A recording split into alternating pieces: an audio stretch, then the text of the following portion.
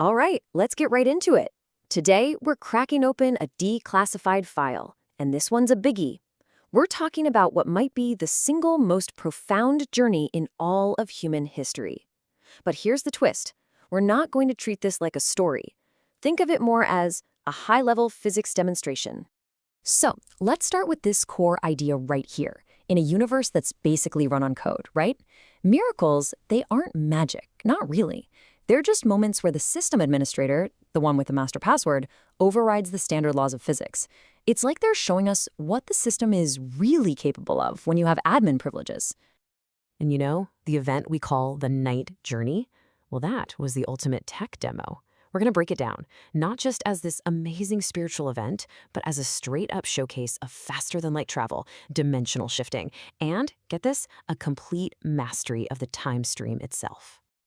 So the mission basically involved 3 core physics anomalies. I mean, each one of these things completely shatters a fundamental law of our universe as we know it. We're going to decode exactly how each one was pulled off. Okay, let's dive into the nuts and bolts. We'll start with the first 2 phases, prepping the biological hardware for the trip, and then firing up the transport system. Because let's be real, you can't just launch a human into these kinds of conditions without some serious upgrades. So, phase 1. The first event is described as the opening of the chest. Now, instead of thinking of this as literal surgery, I want you to think of it as a necessary hardware upgrade, a deep, fundamental reinforcement of the whole system, you know? It had to be done to handle the extreme physics it was about to face.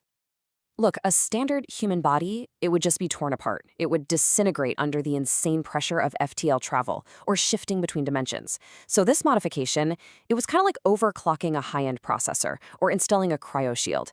It reinforced his internal systems to make him capable of surviving the absolute impossible. Okay, so the pilot's been upgraded, now it's time to fire up the engine. The propulsion system was a transport called Al-Buraq, and its name is super important. It comes from the Arabic word for lightning, which is a massive clue about how this thing actually worked. Before we go further, let's just do a super quick physics concept, the Einstein-Rosen bridge. You've probably heard it called a wormhole. The basic idea is pretty wild. You don't travel through space, which takes forever. Instead, you literally bend or fold the fabric of space to bring your destination right to your doorstep. Okay, now check this out. The way the source material describes Buraq's movement is just mind-blowing. It placed its hoof at the farthest boundary of its gaze. Now listen, this isn't just beautiful poetry. This is a perfect functional description of generating a wormhole. It wasn't running. It was collapsing the space between its current position and the horizon, instantly. A living, breathing warp drive. So bending space is one thing, but this journey didn't stop there. It went on to completely manipulate the very fabric of time. And trust me, this is where this declassified file gets really, really interesting. So here's the first major time anomaly that just messes with your head. Upon arriving in Jerusalem, the prophet is said to have led prayers with figures like Moses and Abraham. So how is that even possible? I mean, weren't they gone, locked away in the distant past? Well, it all comes down to how you think about time. We experience it like a river, right? Constantly flowing, and the past is gone forever behind us. But modern physics, specifically Einstein's relativity, points to something called the block universe theory. The idea here is that the past, present, and future, they all exist at the same time, just at different coordinates, kind of like different slices in a single loaf of bread. So here's the key. Those past prophets, they aren't deleted files. Think of them more like cloud saves that exist at a different time coordinate.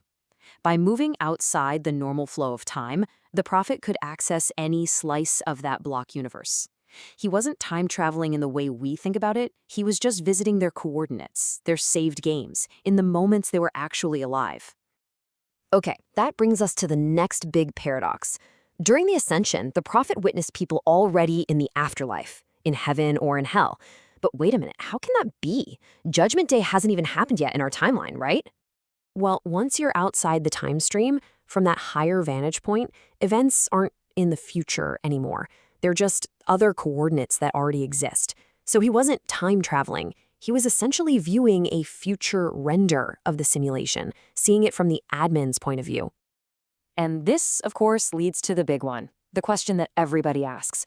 If the future was seen, if the outcomes were already known, does that mean our lives are predetermined? Are we just actors in a movie, forced to read our lines? What happens to our free will? Okay, the best way to wrap your head around this is the video game analogy. Think about it. The game disc itself, that's like the preserved tablet. It already contains every possible choice, every storyline, every single ending. They're all pre-written on the disc. But you are the player. You're the one holding the controller. You have the free will to choose which path you take. God, being outside of time, simply knows ahead of time which choices you, the player, will freely make. All right, let's get into the Ascension itself, because this journey wasn't just about moving through space and time. No, it was about pushing through multiple layers of reality itself, like breaching one-dimensional firewall after another. So when we hear about the seven heavens, try not to think of them as physical places stacked up like pancakes. It's more helpful to think of them as higher dimensions, different frequencies of reality. And here's the kicker. You can't just wander from one to the next. Each layer is protected by an energy barrier, a firewall, if you will, and you need the right credentials to get through. So they keep going until they reach the absolute ultimate boundary, the Sidrat al-Muntaha, the low tree of the utmost boundary. And this is where something absolutely critical happens. Archangel Jibril, a being literally made of pure light, has to stop. He says, I can go no further. This was his hard limit. And this moment illustrates something so profound. I mean, think about it from a physics perspective. What's the one place that even light can't escape? A black hole's event horizon. Jibril, being of light, was bound by the physical laws of this universe. But the prophet, who represents human consciousness, was invited to go beyond. What does that suggest? That consciousness itself is something more fundamental, something finer than even light, able to go where the physical universe cannot. Okay, so after all that, breaching the final firewall, communicating directly with the source, what was the point? What was the outcome of the mission? The most crucial part is the download he was given to bring back for all of us.